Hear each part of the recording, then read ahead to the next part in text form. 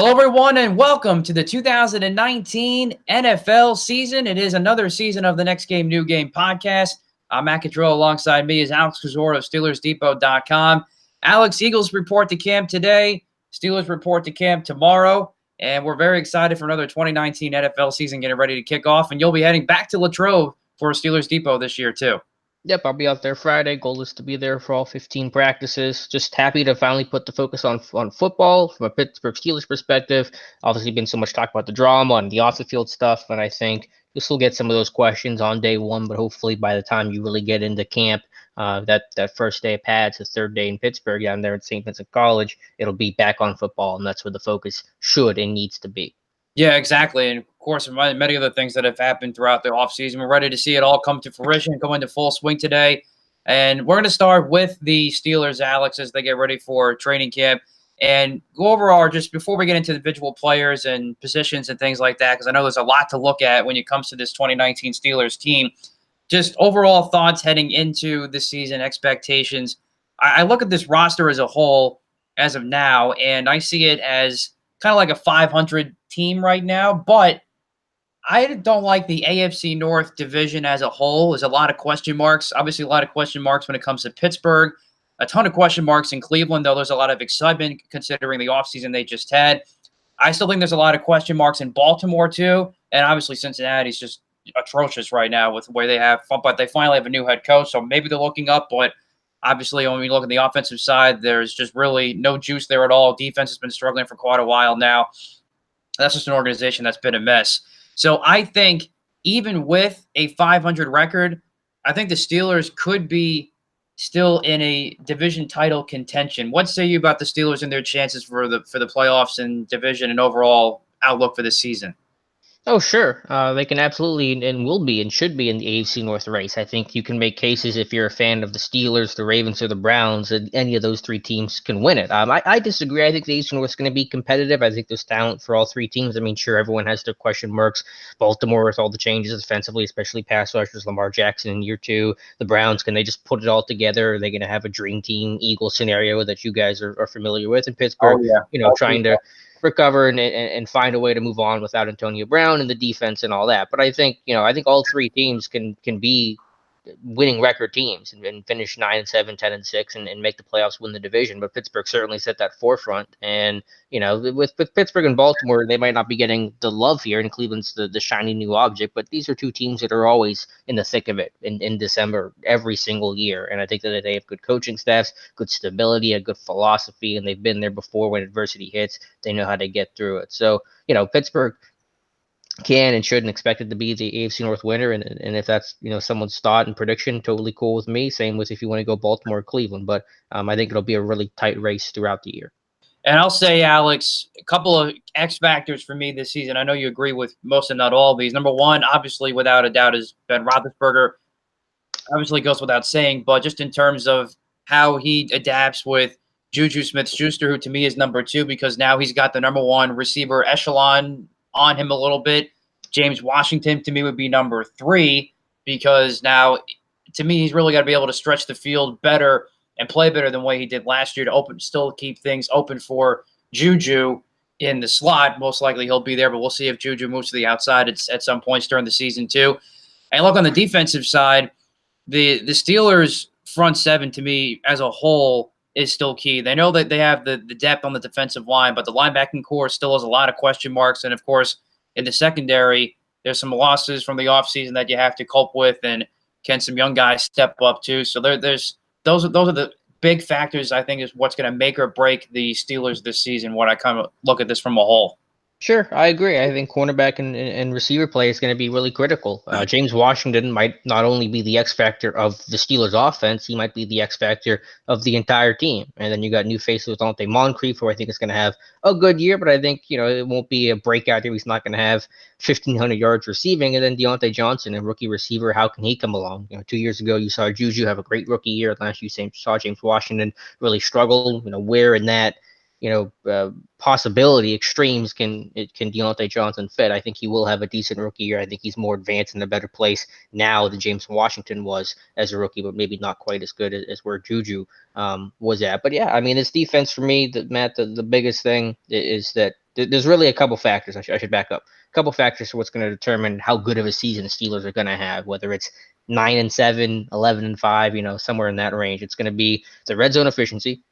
This was the number one red zone offense last year by a wide margin. Historically good red zone offense, the best since the 2003 Right. Kansas City Chiefs. So they have to keep that number high. Maybe not that exact number again, because you're going to have regression to the mean. You can't always be 73%. But if they can be a top 5 red zone offense, that'll be huge. And I think they can still be that without Antonio Brown cut down some of the interceptions. Ben had. He threw 4 of them in the red zone last year. And then the other one, they kind of go hand in hand, but just takeaways and turnover differential. This defense has to hit 25 takeaways this year. That's the magic number. 17 of the last 18 Super Bowl winners have had a defense that created at least 25 takeaways in the regular season. Steelers have only done that once in the last 6 or 7 years. They had 15 last year. That's not good enough. So if you have a good takeaway number, odds are your turnover differential number will be good. And then, of course, Chris Boswell, kicker, is going to be critical to getting him back into 2017 Chris Boswell as opposed to 2018 Chris Boswell.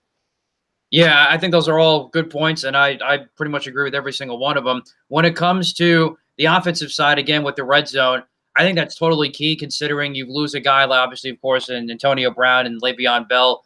Execution, when you have the opportunity to score, is really going to be critical, and that's why I still put my number one X factor as Ben Roethlisberger, because especially early on in the season, he has to be that guy that has to be efficient with the football, and that means cutting down some of those interceptions that he had last year in the red zone. That's going to be totally critical, I think, for me. And, of course, James Conner year 2, that'll be key for them too, especially 3rd, 4th, and short, those types of situations for the Steelers for this upcoming year. And so I think that's going to be a good thing to look at for the Steelers. Going to be really interesting. And when you go into other parts of the roster now, a lot of competition, Alex. Let's stick to the offensive side for a second. Receiver, of course, as you mentioned, some of those names right there. The competition is going to be really good to watch. And then I also go to behind James Conner, who's going to step up. Jalen Samuels, who had some bright spots last year. But now you have Benny Snell into the mix, the day 2 pick for the Steelers this year. And you and I have talked about before when we recap the draft. The talent's there, we think, but is the stamina going to be there? Is he going to be able to sustain himself? And plus, and you and I talked about this yesterday, this is a good point to bring up. This is the first time where he has to really battle, and he's not going to be the number one guy to look at. So how does he handle that from a mental standpoint too? So there's a lot of question marks with Benny Snell, but there is this guy can be the limit for this guy too.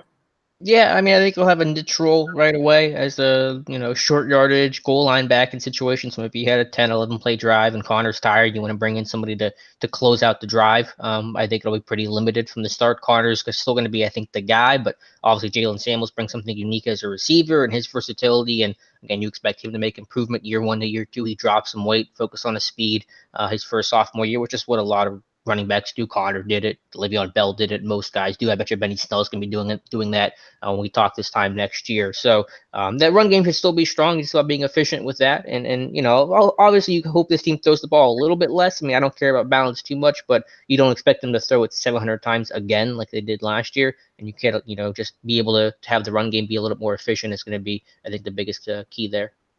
Yeah, I totally agree. I just don't think the Steelers have enough depth, especially the receiving spot as of now, for them to be a team where you're going to throw the ball 40, 50 times a game. You're going to be forced to be put in those situations. That's where I think the Steelers could run into some trouble. Yeah. If you're running the ball more, I mean, that just means you're probably winning more games, and that's kind of what I'm hoping. Not to run the ball for the sake of running it, but running it just means probably you're in a better situation to close out games, run a 4-minute offense and stuff like that. So, it'll be key, but Ben's going to be the straw that stirs the drink, and he's got to, be his regular Ben self. Now let's go on the last part of the offense here behind Ben Roethlisberger before we move on to the defense.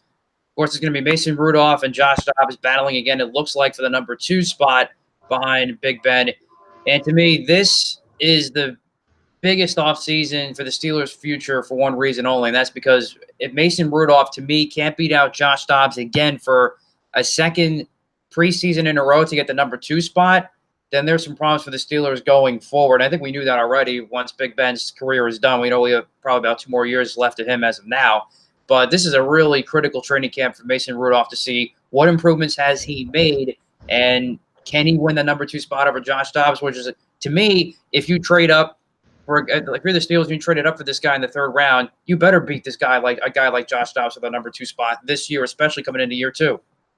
Yeah, you hope so. It'll be a wide open job. It won't be handed to him. He's definitely got to go out there and earn it. But yeah, I understand the point. If he doesn't win the job this year, what does that mean for his future prospects? And that's fair, but that's stuff I'm not even worried about right now. Who knows what can happen? Josh Dobbs has always played well in the preseason. He's showed the ability to earn a roster spot and bump guys off the roster. Took Landry Jones' job last year, so I'm not going to assume anything. Dobbs is going to want that job just like Rudolph will. So maybe they both play really well and they just decide to stick with Dobbs because he was the backup last year, and they say, let's give Rudolph another year. I mean, there could be different reasons for why Rudolph doesn't win. I mean, you kind of hope and expect that he will, but it's not going to be guaranteed, and I'll see exactly what happens if Rudolph stays as a number 3. And again, that's stuff that hopefully you're not worrying about for a couple of years anyway.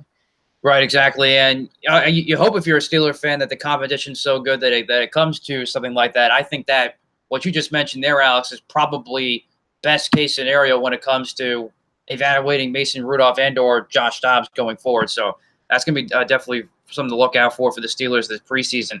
Now, over to the defensive side of the ball, let's go back to cornerback because obviously a lot of young guys coming in, a lot of guys that are coming in from last year's team that struggled that are really going to have some eyes on him this year too. Artie Burns, I think, is definitely one of them who will be really have to battle this year, I think. Yeah, he's certainly on the bubble. He's got $800,000 roster bonus due on third day camp, so we'll see if they pay that and carry him. But at this point, even if Burns makes a team, it'll be in a reserve role. They signed Steven Nelson, they draft Justin Lane, they have some cornerback options there.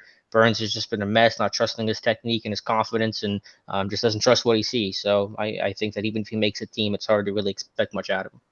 Now going to linebacker, I think one of the most exciting players that the Steelers are going to have is obviously the number 20 overall pick and Devin Bush.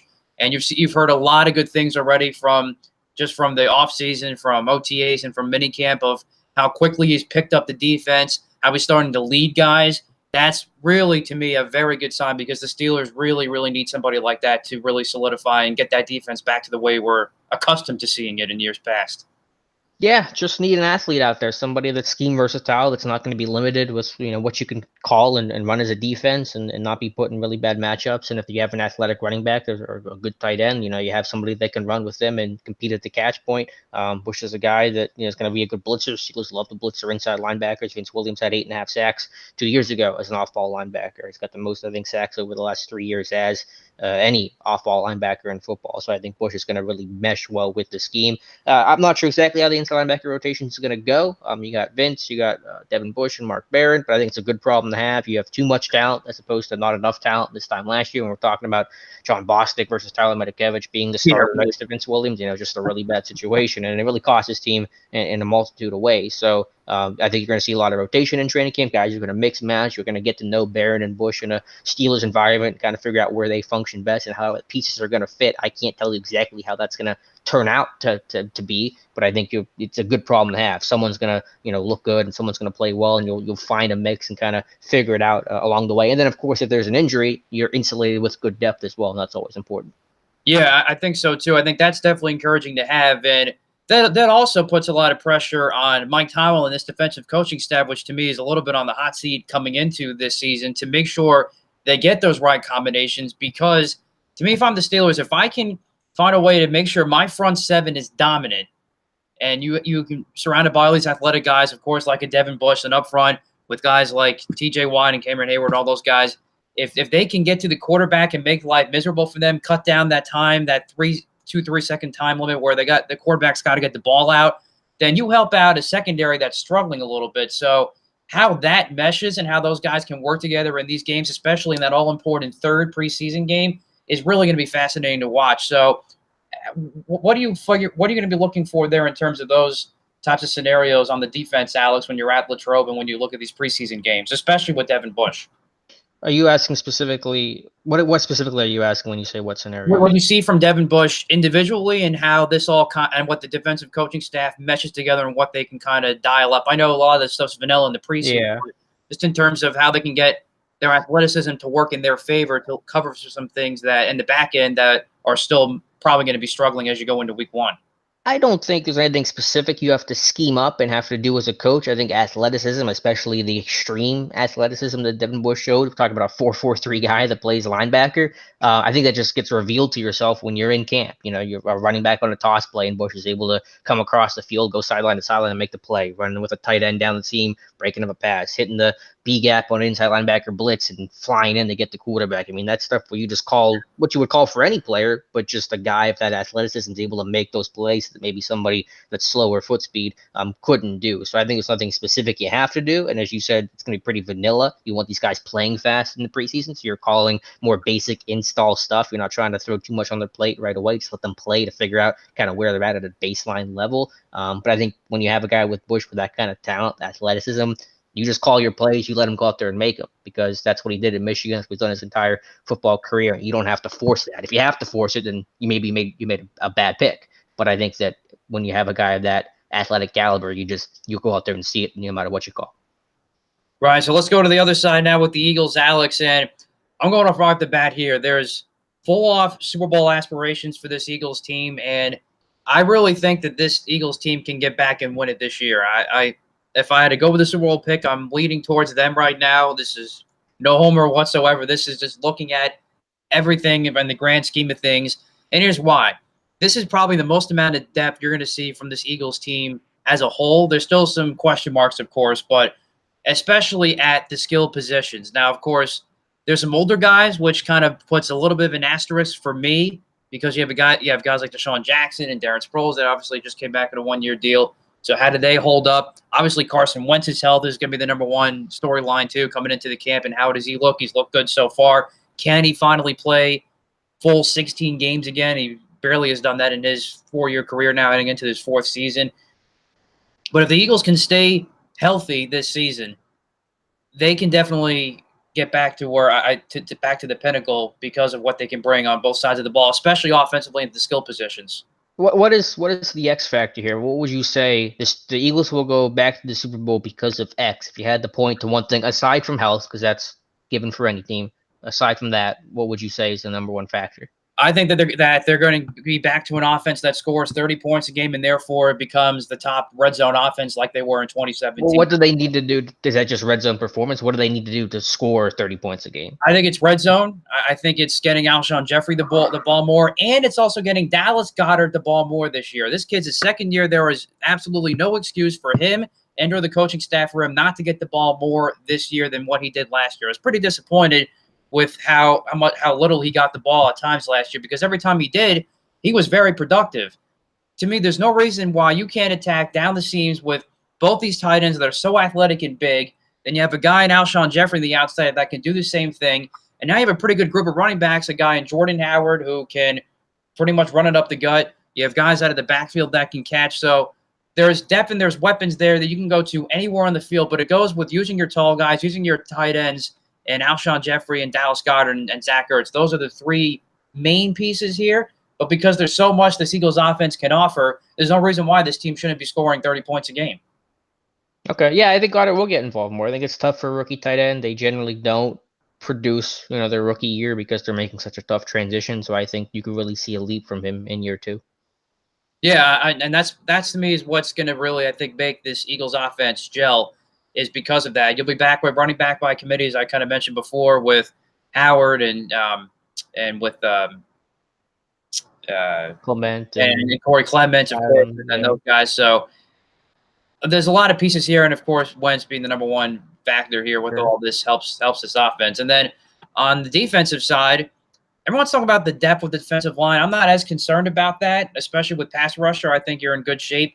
Obviously, a big year for Derek Barnett coming up here. Brandon Graham, can he get back to the kind of guy he was, where he had 8.5, 9 sacks the year the Eagles won the Super Bowl in 2017?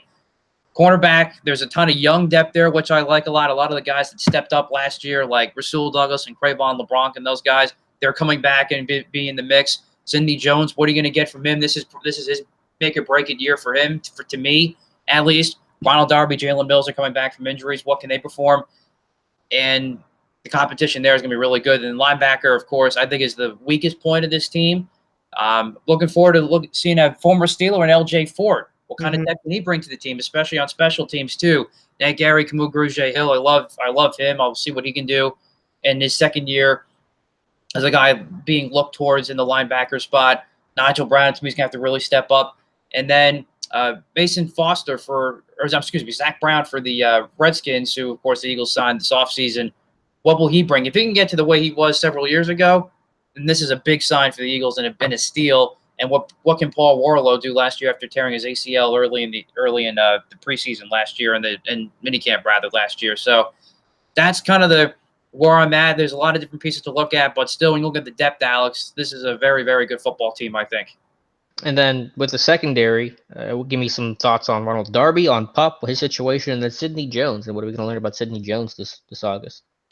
Yeah, with Ronald Darby, I think that was expected with the torn ACL that he would start on the PUP list. I think he'll be ready. I'm pretty confident he'll be ready for week 1, but I doubt you'll see much of him in the preseason, if at all, as he continues to rehab there.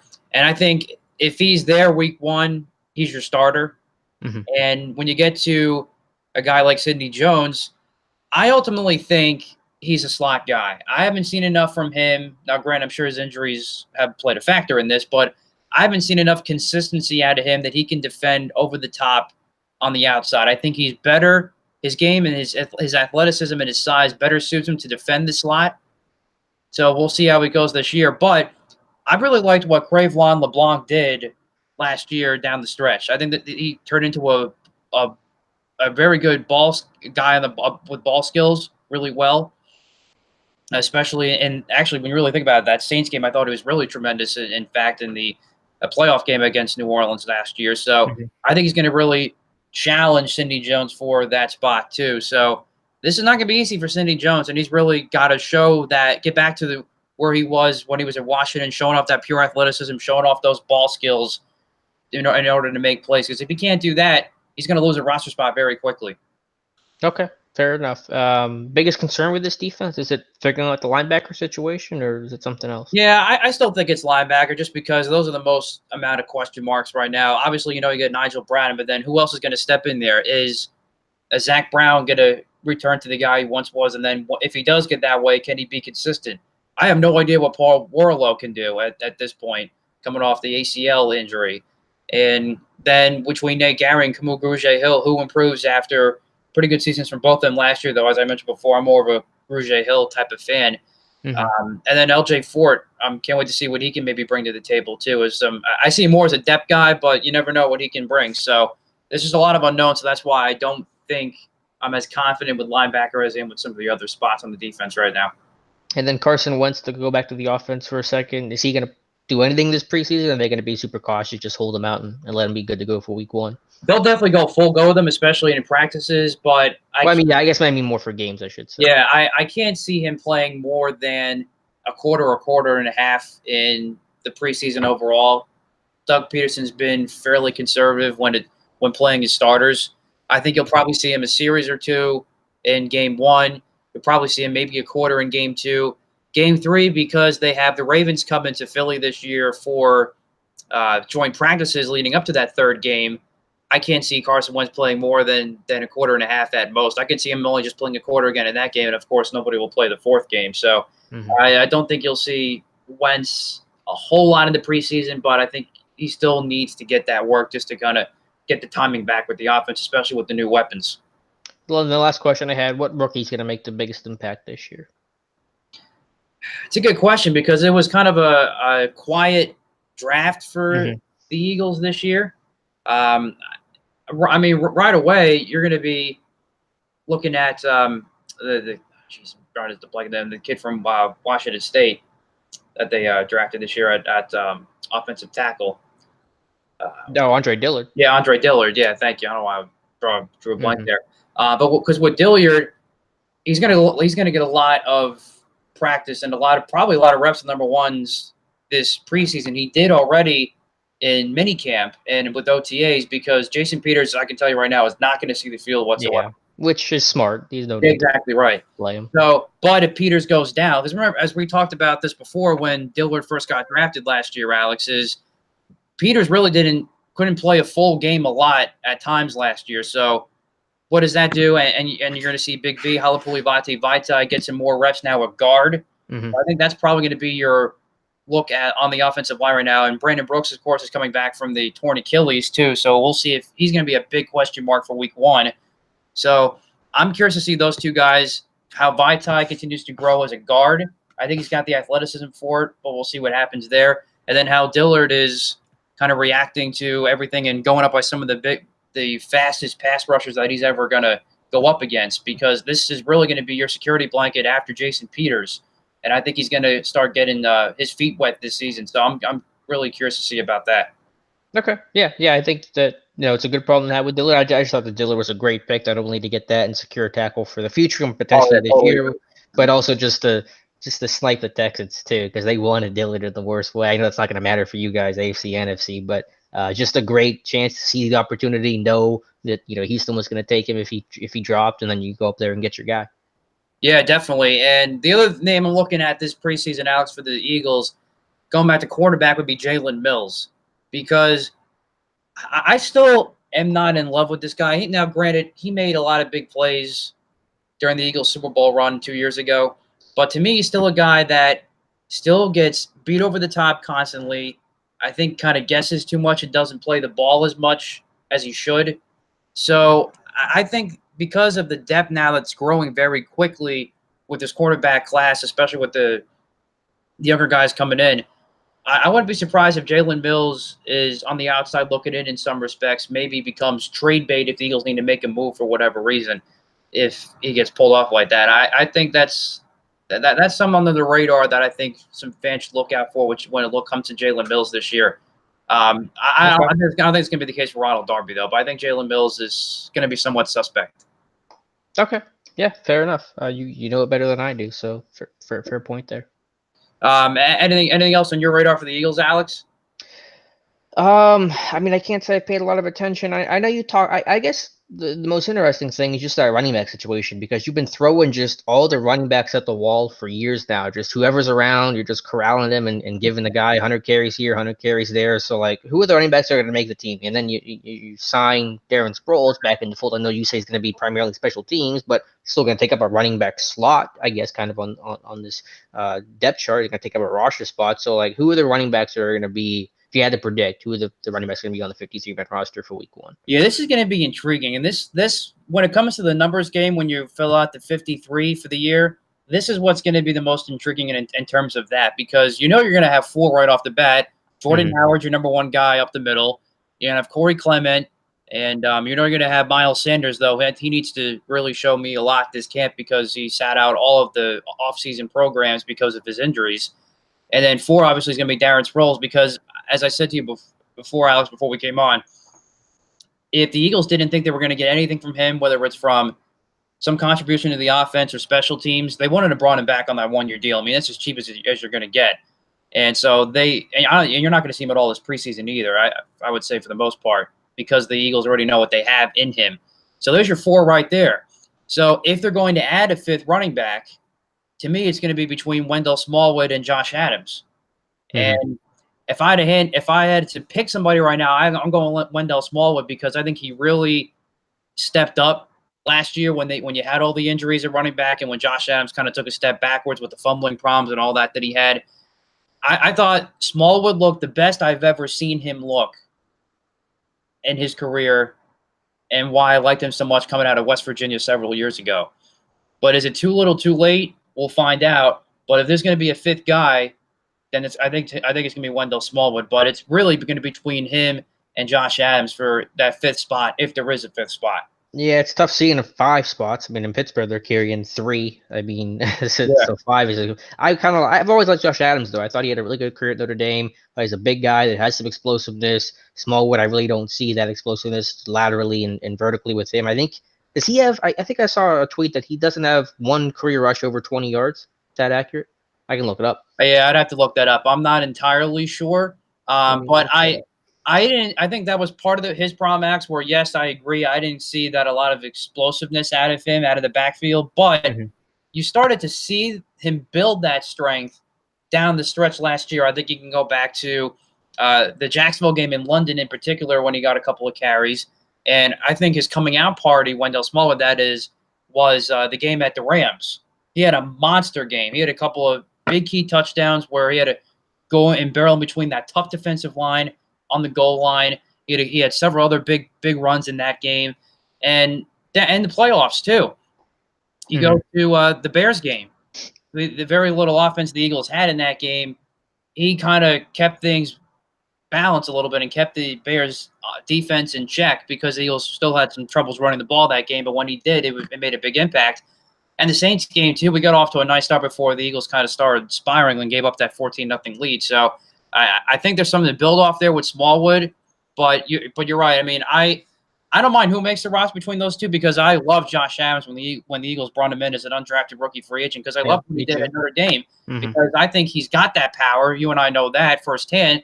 But if you can't hold on to the football, what good are you? So it's very interesting. It's kind of frustrating because I really like both those guys brought in, but they just haven't really come to fruition. And numbers game is clearly against them, as we've talked about. Yeah, I just looked it up. He's got 2 career carries of 20-plus yards on 211 career carries. They went for 20 and 26. One of them, though, in 2017 was that blowout victory, I believe, over Denver.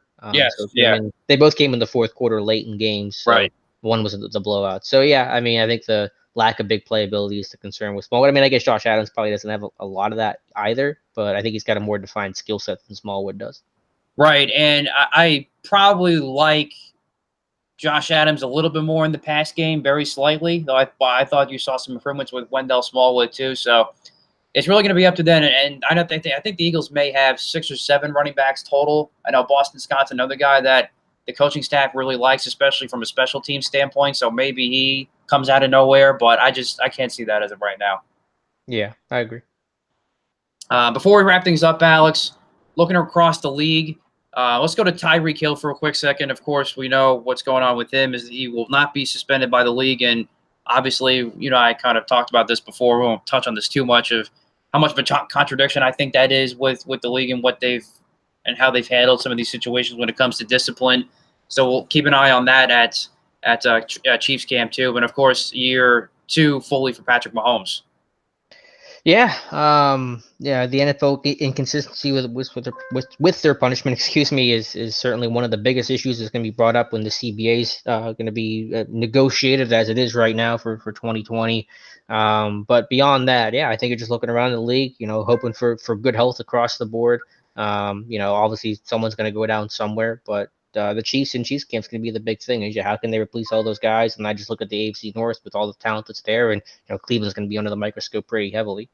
Yeah, definitely. I'm definitely going to have my eyes on Cleveland. And going back to the NFC East, obviously Zeke Elliott, we'll see if he shows up on time. I think you can definitely put it in the division in the Eagles' heavy favor if he doesn't show up late, or doesn't show up on time rather. And then I'm looking at the 2 new quarterbacks in the division. Obviously, Daniel Jones is probably not going to play right away, but will he play well enough this preseason to shut up all of his critics and then maybe give the coaching staff a shorter leash for Eli Manning going into the regular season? And then Dwayne Haskins looks like he's going to have full reins as of now because of Alex Smith's health. So that's going to be intriguing to look out to when it comes to the NFC East. Yeah, I don't think he's going to be there on time. I think he'll show up at some point. I think by August 6th is the report to have an accrued season. How about out in Chargers land with Melvin Gordon? Is he going to go full Le'Veon Bell or not? He's the guy that can miss him. He might miss the whole preseason, and I don't blame him for that necessarily. But you got that out there. You got some holdouts in Jacksonville, I think, with Yannick Ngakoue. Looking for correct. That's a big one. So, Jalen Ramsey. He wants a new deal. So those are things to look at across the league. And also with Seattle, too, they obviously lose a big piece on that defensive line from another 4-game suspension. Yeah, Jaron Reed is a huge loss. They trade away Frank Clark and they lose Reed, and Pittsburgh plays Seattle week 2. So that's going to be good news for Steelers' perspective, because that Steelers start to the schedule, I think, is pretty brutal, where you got to go to Foxborough, you're facing Seattle, you're going out to San Francisco, then you got a Bengals team that I don't want to sleep on totally either. For your first 4 weeks. So that's a nice little boost for the Steelers fan perspective, not having to face Reed in week 2. Yeah, definitely. For the Eagles, unfortunately, they don't play the Seahawks until November in Philly, but of course we'll cross that bridge when we get to it. So there's been a lot of good storylines, Alex, for training camp. A lot of young guys to look forward to, both with the Eagles and Steelers and across the board. So we'll look forward to that. And we look forward to your reports, too, on SteelersDepot.com from Latrobe. I hope to make it out to camp this year at some point. And, of course, I'll be keeping dibs on what's going on at the NovaCare Complex with the Eagles. Yeah, it's going to be a great camp, and we'll talk to you before the season starts. Yep, definitely. So make sure you follow Alex on Twitter at Alex_Kozora. I'm at Twitter at MCatrillo. And we'll hopefully get into another podcast as the preseason goes on, maybe halfway through the preseason or so due to our schedules. But then, of course, once we get going to week 1, we will definitely be ready to full go weekly once they get the regular season going in the NFL. So thanks for joining us here on this training camp preview edition of the Next Game New Game podcast. For Alex Kozora, I'm Matt Catrillo. We'll talk to you soon.